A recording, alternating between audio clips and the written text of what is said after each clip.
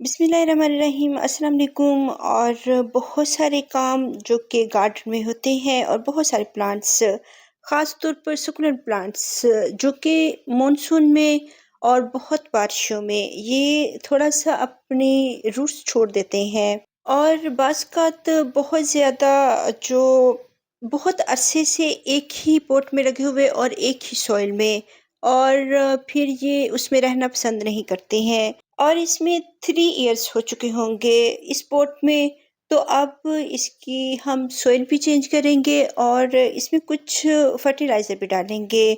और इसकी एक रीज़न ये भी हो सकती है कि बहुत सारे प्लांट्स जो कि रूट्स को छोड़ते हैं, नीचे को लटक जाते हैं। तो अगर हम इनको देखेंगे नहीं कि ये किस वजह से इस तरह हुए हैं, तो ये प्लांट्स फ्यूचर में हमारे पास नहीं रहते हैं। और फ़ौरन से इनको देखना चाहिए कि इनकी कहीं रूट्स जो हैं वो बाउंड तो नहीं हो गई, या फिर इस वजह से भी कि इनके बेबीज़ आ रहे होते हैं, या इनमें पेस्ट लगे हुए होते हैं। और जिस वजह से ये इनकी रूट्स ख़राब हो जाती हैं, पेस्ट रूट्स को खाते हैं और ये फिर प्लांट्स नीचे को लटक जाते हैं। तो ये भी रीज़न हो सकती है, और बहुत ओल्ड सॉइल की भी रीज़न हो सकती है। और अगर बहुत सारे पप्स हैं तो इनकी रूट बाउंडिंग भी हो सकती है। और जब रूट बाउंडिंग होती है तो ये प्लांट्स बहुत सारे पॉट से नीचे गिरना शुरू हो जाते हैं। और फिर अगर हम इनको देखते हैं कि क्या रीज़न है, तो मीन्स कि इनको अब न्यू स्पेस की भी ज़रूरत है, एक बड़े घर की भी ज़रूरत है, और इनको न्यू सॉइल की भी ज़रूरत है। लेकिन हम इनको बिग पॉट नहीं दे सकते। लेकिन हम इनकी सॉइल चेंज कर सकते हैं, इनको 2 पॉट्स में लगा सकते हैं। 1 पॉट से 2 पॉट्स इनको दे सकते हैं। बहुत बिग पॉट इसलिए नहीं देंगे कि उसमें पानी भी ड्राई नहीं होगा। और सुकुलेंट प्लांट्स बहुत ज़्यादा वाटरिंग को पसंद नहीं करते हैं, ना ही वेट सॉइल को और ना ही मॉइस्ट सॉइल को ये लाइक करते हैं। और इनकी अब सॉइल हम रीन्यू करेंगे, और जो नीचे ब्राउन लीव्स और ड्राई लीव्स होते हैं उनको हमने ज़रूर निकालना है।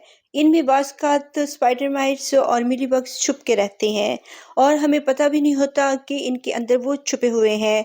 इसलिए ब्राउन और रफ़ लीव्स निकालने बहुत ज़रूरी हैं। और अब ये नीट एंड क्लीन हो चुके हैं, कुछ इनकी रूट्स कटी हैं, लेकिन ये दोबारा से आ जाएँगी। हमें इस वक़्त जो है इनकी केयर इसलिए करनी है कि बाज़-औक़ात ये मिलीबग्स इनको खा चुके होते हैं, रूट्स को भी और प्लांट्स को भी। लेकिन ये ठीक थे, और तकरीबन 13-14 ये प्लांट्स हो चुके हैं, 3 प्लांट्स थे, और बाकी 3 के ये तमाम ही बेबीज़ हैं, ऑफ़सेट्स हैं, जो कि सॉइल के अंदर से निकलते हैं। इसको हम अगर सेंटर से कट करके इसकी कटिंग्स लगाना चाहें तो वो भी लगा सकते हैं। लेकिन इसके बेबीज़ ही 3-4 इयर्स में इतने आए हैं। तो अब इसकी सॉइल भी हम रिन्यू कर सकते हैं। इसको जो है नई सॉइल दे सकते हैं। अगर वो नहीं है तो हम 2-3 जो पॉट्स होते हैं उनकी सॉइल मिक्स कर लेते हैं, और इसी में हम फर्टिलाइज़र डाल देंगे। और अगर पेस्ट नहीं है या है, हमने इसमें फंजीसाइड ज़रूर डालना है, क्योंकि ये पुरानी सॉइल है और अब ये बिल्कुल रफ़ सी सॉइल है, और इसमें कोई भी न्यूट्रिएंट्स नहीं है, और ना ही इसमें कोई जो है फंजीसाइड है, और ना ही कोई फर्टिलाइज़र है। तो इसमें अब हम फर्टिलाइज़र भी डालेंगे। वैसे तो इनको हम लिक्विड फर्टिलाइज़र देते रहते हैं। अगर हम इनकी रिपोर्टिंग ना भी करें, थोड़ी-थोड़ी सी इनकी हम गोडी करते हैं, कोई शार्प चीज़ ना हो, किसी पेंसिल की मदद से आप कर सकते हैं, किसी लकड़ी की स्टिक से कर सकते हैं, और इनकी थोड़ी-थोड़ी सी जो है गोडी करें, डिगिंग करें हल्की-हल्की सी, क्योंकि इतनी ज़्यादा इनकी स्पेस नहीं होती है, जगह नहीं होती, हल्की-हल्की सी करेंगे। और इनकी रूट्स इतनी डीप भी नहीं होती हैं, इनकी रूट्स सॉइल के ऊपर-ऊपर होती हैं, इसलिए हम इनको हल्का-हल्का सा जो है इनकी गोडी करेंगे। और आप देख सकते हैं इसमें जो है पानी गया है, रेन वाटर, और 2 मरतबा गया है, बल्कि 3 मरतबा गया होगा, जिससे ये बहुत ज़्यादा चब्बी-चब्बी हो गए हैं, खूबसूरत लग रहे हैं। लेकिन इनमें बहुत ज़्यादा पानी जाने की वजह से इनके जो लीव्स होते हैं ये रोट भी हो सकते हैं। इसलिए अब इसको हम किसी ड्राई एरिया में रखेंगे। एक पॉट में बहुत ज़्यादा पानी गया है, और ये दूसरा पॉट है जो कि डिहाइड्रेट है, यानी कि इसमें पानी की कमी है। और पानी की जो कमी होती है जो सकुलेंट प्लांट्स होते हैं, तो इनके लिए वरी होने की ज़रूरत नहीं है। डिहाइड्रेट सकुलेंट्स अच्छी हालत में होते हैं, जबकि जो जिनको फुल पानी दिया हुआ होता है, वो जो है खतरे में होते हैं। अगर ये डिहाइड्रेट है, इसकी शक्ल से लग रहा है कि इसको बहुत थर्स्टी प्लांट है, इसको पानी की ज़रूरत है और ये एक थर्स्टी प्लांट है, लेकिन ये सेहतमंद प्लांट है। और अगर हम एक बहुत जो ओवर वाटरिंग वाला प्लांट लेते हैं, फिर हम उसको धूप में भी नहीं रख सकते, और अगर हम उसको धूप में रखेंगे तो फिर जो है वो रोट हो जाएगा, और इसका पानी हमने ड्राई और शेडी एरिया में ड्राई करना है। और जो डिहाइड्रेट प्लांट्स होते हैं, सकुलेंट प्लांट्स, उनको हमने अब अच्छी तरह से भर के वाटरिंग करनी है, बल्कि 2-3 मरतबा करनी है, ताकि वो भी अच्छी हालत में आ जाएँ। और जो है इनका 2 वीक्स और तकरीबन 3 वीक्स इज़िली इनके एक ही वाटरिंग में निकल जाते हैं। और अब हम इस सॉइल में थोड़ी-सी जो है पेबल्स, ग्रेवल्स डालेंगे और इसमें पोटैश डालेंगे। और अगर पोटैश है, अगर फंजीसाइड है तो आप इसमें फंजीसाइड डाल सकते हैं, वरना पोटैश डाल सकते हैं, हल्दी डाल सकते हैं। और ये फर्टिलाइज़र का भी काम करेंगे और पेस्टिसाइड का भी काम करेंगे।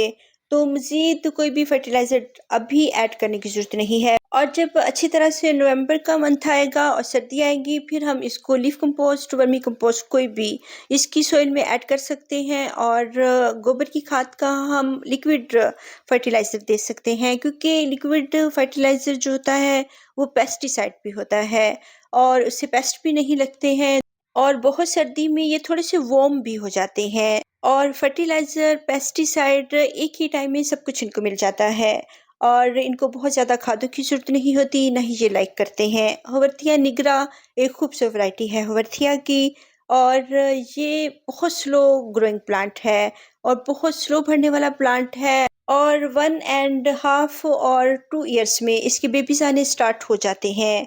और फिर अगर बहुत गर्मी है तो उस गर्मी से हमने इसको बचाना है, वरना इसके बेबीज़ जो होंगे वो झुलस जाएँगे और ड्राई हो जाएँगे और ख़त्म हो जाएँगे, बल्कि डाई बैक हो जाएँगे। और फिर बहुत सारे बेबीज़ मर जाते हैं, लेकिन मदर प्लांट्स बर्दाश्त कर लेते हैं गर्मी को, और सर्दियों में ये हैप्पी रहते हैं और फ्लावरिंग करते हैं। इनके अंदर से फ्लावरिंग स्टोक निकलती है और इसमें फ्लावर्स लगते हैं, और बाज़-औक़ात फ्लावरिंग स्टोक अगर ड्राई नहीं होती तो उसके ऊपर बेबीज़ भी इसके लगते हैं।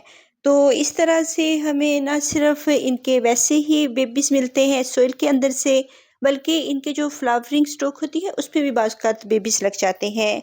और अगर बहुत अच्छा-सा मौसम हो, कूल सा हो, और बहुत जल्दी जो है गर्मी ना आए और इतनी हार्श गर्मी ना आए, तो फिर इसके सीड्स भी बनते हैं, और बहुत सारे इलाकों में इनके सीड्स बनते हैं।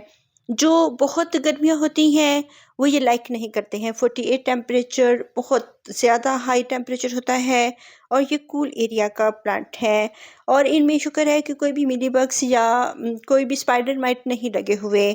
और ये हैप्पी प्लांट है, और इनको हमने फंजीसाइड के तौर पर वुड ऐश और इसमें थोड़ी-सी टर्मरिक भी डाली है, और इनकी रूट्स अच्छी बनी हुई हैं।